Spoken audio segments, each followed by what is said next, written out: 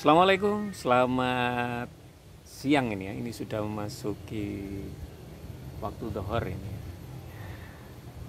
Setelah kita memutuskan untuk bertani, pertimbangan berikutnya adalah mau nanam apa.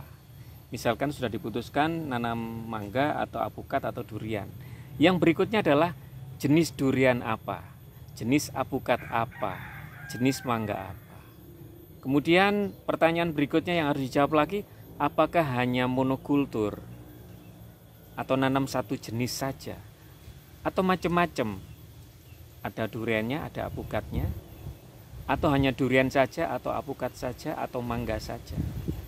Kalau sudah misalkan ditetapkan apukat ya, apakah jenis tertentu saja, contoh misalkan supra avocado saja karena memang sudah terbukti produktif dan rasanya manis misalkan, atau musangking saja, durian musangking saja karena memang harganya juga per kilonya mahal, produktivitasnya tinggi, genjah, adaptif gitu ya.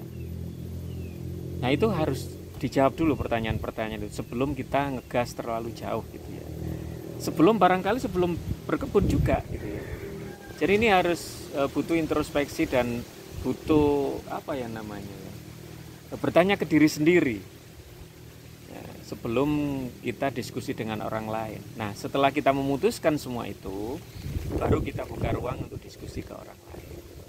Itu dulu barangkali hal yang paling krusial agar kita tidak mudah goyah ya di tengah perjalanan. Nanti sudah kadung tanam musangking, ternyata muncul jenis baru duri hitam, di TW semua, kembali ke nol lagi.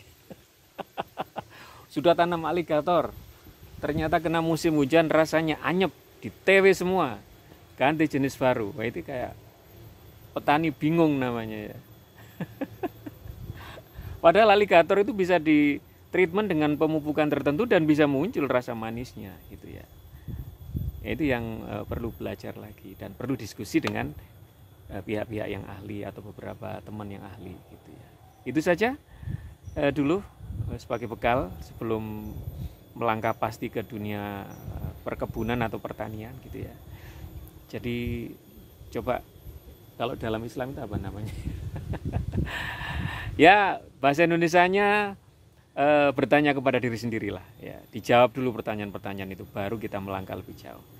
Sukses selalu buat calon-calon pekebun Nusantara. Assalamualaikum warahmatullahi wabarakatuh.